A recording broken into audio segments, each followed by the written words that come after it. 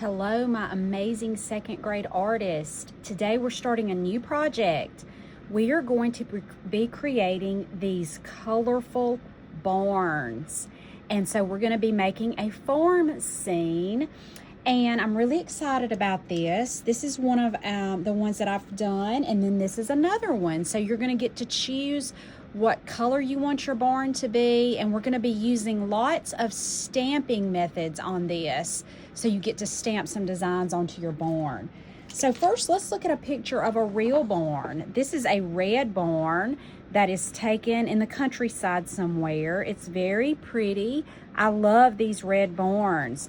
I want you to look how tall it is. And look up here. There's a little area up here, and we're going to be creating one. This is called a loft in the barn. And lots of times farmers will put the hay up here and store things up here.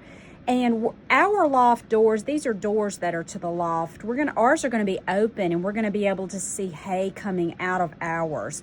And do you know what hay is? Hay is just dried grass that has been cut up, and that's what lots of horses and cows and sheep, animals on the farm, they like to eat that. So I'm really excited. We're going to get started with this. So teachers, before you begin this project, you could take a couple of your classes or just somewhere along the way in this project. It doesn't have to be before you begin, but you're going to make some painted paper for the chickens that are going to be in there. You see these I've added, and the students are going to get to put however many they want. This one has 3, that one has 2. So you need some painted paper, but you don't need enough where every student does some. So just when you have maybe a class, pull aside a class to do this, maybe a class that's ahead of everybody else. You're going to have some black paper, and you're going to have some bubble wrap. Your bubble wrap may be a little bit bigger bubbles than what I have. It doesn't matter. And you're going to just pull a few kids at a time and let them do this. So you're going to take a large paintbrush. It'll go on faster. Have some white tempera, and just let the students paint the bubble wrap. They're just going to be getting those top bubbles. They don't have to worry about getting all the little crevices inside. And it doesn't have to be perfect. They're going to get a little paint on themselves, but this is tempera. It'll wash right out. And then you're just going to let them flip it over, press, and stamp it. You can get about 2 out of 1 piece of bubble wrap, maybe even 3 if it's on there thick. Like I said, it doesn't have to be perfect. See how that one got all smushed up? That's okay. We're just making some painted paper. So let them fill that page. And these are going to be our chickens later. So like I said, you don't need a ton of it. You don't need enough for every class. But let them do the entire page. Set that aside somewhere for later. Okay, when you begin with your classes, we're going to start with our backgrounds. In this picture, we want to look at something. We're going to look at background, middle ground, and foreground. All right, in this picture of this barn, and you're going to be doing a similar one, your background is going to be the sky. All of that in the sky, and then the grass. So everything that's kind of looks like it's behind the barn. The middle ground is what is in the middle. So our barn is going to be the middle ground. Because if we're thinking about things 3-dimensionally coming forward, that's going to be in the middle. And then our foreground is what is in the very, very front. And it overlaps everything. So that's going to be our chickens. So we're going to start with our background, the sky. And the students are going to get a piece of blue paper. I've got different shades. And we're going to just start by stamping some clouds and making our sun. So why don't we do the sun first? So for the sun, you can have some yellow and white tempera out on a plate. I like to use this size brush for the sun. It's not too big. It's not one of the tiny ones. I think everybody should have some of these flat red brushes. And they can just use yellow, or they can add a little white to the yellow. And sometimes adding the white just makes it a little more opaque, and it won't show through as much.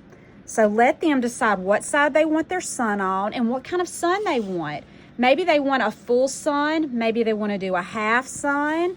I'm going to put a full sun here, and I'm just going to paint a circle on there. It doesn't have to be perfect. Let them do that. And then you see on my barn scene, I had some straight rays of sun coming out, and this one I had straight and curvy. So they can decide what they want to do. I'm going to hold my brush on the side, and I'm just going to paint some rays that come around. And like I said, let them decide how they want to do that. It doesn't have to be perfect. Go all the way around painting their suns. Okay. Now we're going to do some clouds. So we're going to stamp our clouds. So we're going to use cotton balls to stamp some clouds. So you can have some centers set up in the back and have a few working on this. We're going to dip our cotton ball. You see over here on the edge of the camera, I'm dipping my cotton ball in the white paint, and then I'm just going to start stamping some clouds. I'm going to go get, when it starts running out of paint, I'm going to get some more. Just however many clouds they want in the back.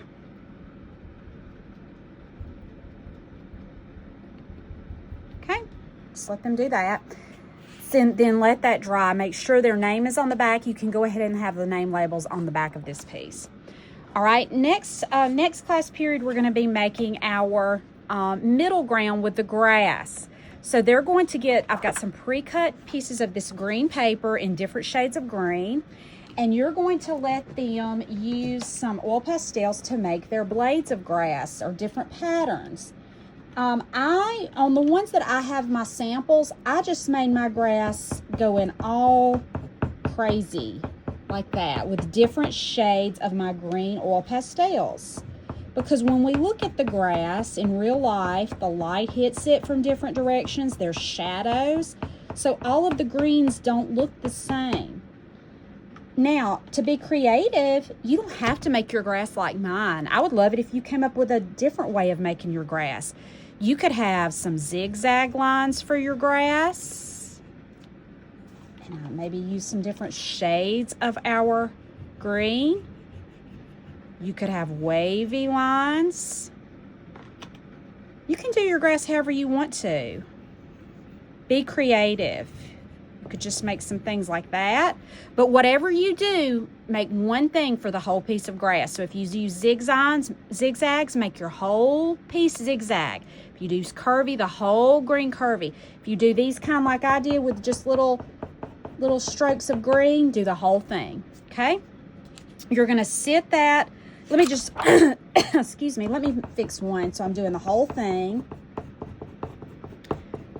And you'll want to put this on your background piece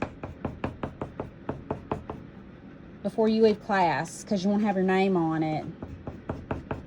So I'm just going to quickly do one. In real life, I would go a little slower and take my time and make it look better, but we're just doing this quickly, for example, on the video. All right, so now I'm going to glue that to my background. I'm going to line it up. I don't want it, if I put it here, what does that look like? It looks like the sky is under the grass, and that's not how it looks in real life, is it? So you go all the way to your bottom. I'm going to put some glue on the back. With all this thick paper, I like using the Elmer's School Glue. It's probably going to hold better than a glue stick. I'm going to go to the edge and line it up because I don't want sky coming down there, and I'm going to press it down. Okay? Put that aside. Make sure the name's on the back. All right, now we're going to make our barn. So you're going to get a piece of paper, and you can choose what color you want. And they all don't have to be red because we've got all these mixed up colors. So you decide what color you want yours to be. And you are going to hold it with a long side going up and down. This is vertical. The long side's going up and down. And we're going to fold it in half like this. Long ways. Fold it in half like this. Teachers make sure everybody's got it folded correctly, and then lay it flat on your table and make sure your open side is on the left side. Teachers walk around and make sure everybody understands this because this is going to matter. Okay, so now with that over, you're going to flip it over now, and now your folded side is on the left side. Folded side is on the left side. All right, we're going to, you use a pencil, I'm using a marker so you'll see it. Make sure your folded side is on the left side. You're going to come down about 4 fingers. Put 4 fingers from the top and make a dot. Teachers, you can help with this if you need to. I'm going to make a diagonal line. A diagonal line is not straight across. It's not straight down. It's diagonal. It goes kind of sideways and down. Use your finger and practice first. We're going to make a diagonal line that goes all the way to the edge. Okay? Now we're going to cut that out. Make sure your open side is on this side and your folded one's on that side. We're just going to cut on that line. Then when you open it up, you have your barn. Okay? Now let's go ahead and do some stamping on our barn. So first I'm just going to use some white tempera, and you have things in your classroom that you can use to stamp. I have made some cardboard pieces for you. This is something that would just be in your classroom. It's a glue stick bottle with the end.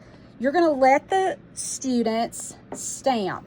Now, first of all, let's all just make a big door right here, okay? A big door for our barn, and it's a big square door. Do you see this? With an X in the middle. So we're going to take, let me scoot this over. We're going to take our cardboard. We're going to dip it in that white paint, and we're going to make a line that way. We're going to make a line that way, and these don't have to be perfect. And then we're going to make an X in the middle. I'm going to slide it down a little bit so it goes all the way. They're going to get drops of paint all over. That's okay, because this is stamping, and that's how stamping looks. Now, while I've got this cardboard piece out, I'm just going to go around like the edges of my barn. Just making these lines. They're not perfect, but that's okay. Like I said, that's how stamping looks. It's not perfect. And I think because, so like on this one, you see, I made some more lines that go horizontal. But I think on this one, I'm going to do some polka dots. So I'm going to use my glue stick top, and I'm just going to stamp some polka dots on my. Teachers, kind of look around your classroom and find different things that they could stamp with and make some unique patterns. Okay, so there is my barn. Now the next step will be to add the loft. Remember we were talking about the loft, and then there's the hay in there. So you have these pre-cut squares of black paper. We're going to put some glue on it and glue it up here. And then we're going to do another stamping technique. So to make it look like hay's coming out, we're going to get a fork, a plastic fork, and our yellow, dip it, and then you just kind of make it go in different directions. We're making the hay. And there's our hay. So let that dry, and then you will come back later and add this to your background that you've already made. So now mine's all still wet, so I'm having to be really careful. Yours would be dry, so you can just go ahead. But I'm going to pretend like I glue that there. I don't want to get all this paint all over the place, so I would glue that on there.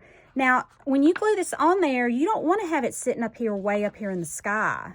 So make it sit on the grass and leave a little room at the bottom, because remember, we're going to put some chickens on there, okay? So now let me scoot this up a little bit and show you about the chickens.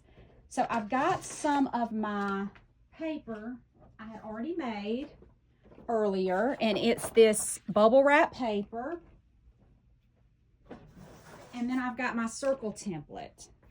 So teachers, if you want to go ahead and make some circles for the students, you could do that.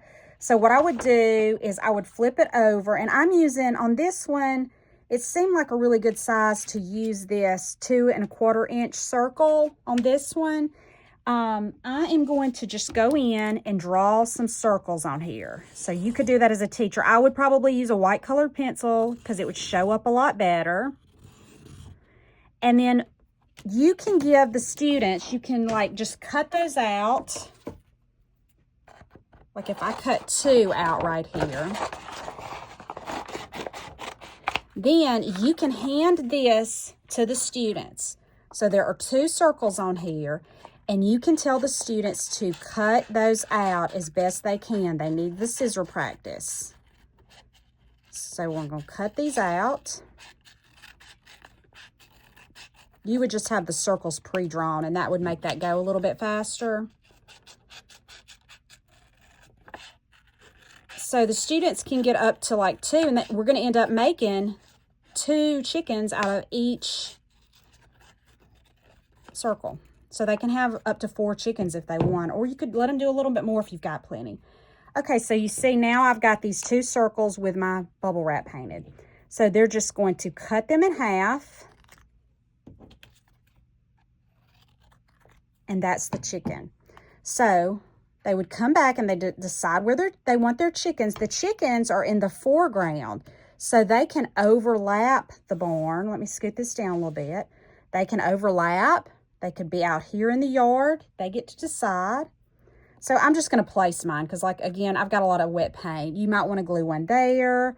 Turn this one going that way. You can have them. It depends on which way they're facing, which way you turn it. So I'm going to have another one here and then one more back here.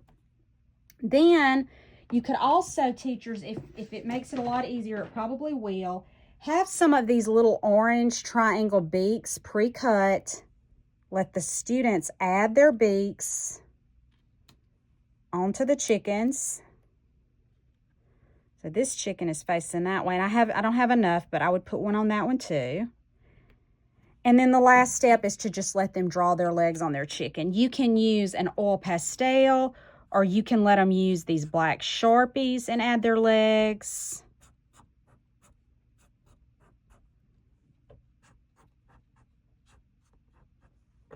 Just straight down and then the little toes. Okay, so I cannot wait to see how these barns look when you finish. There's lots of steps involved in this, but I think you're going to love it. I think you're going to enjoy doing all of the stamping.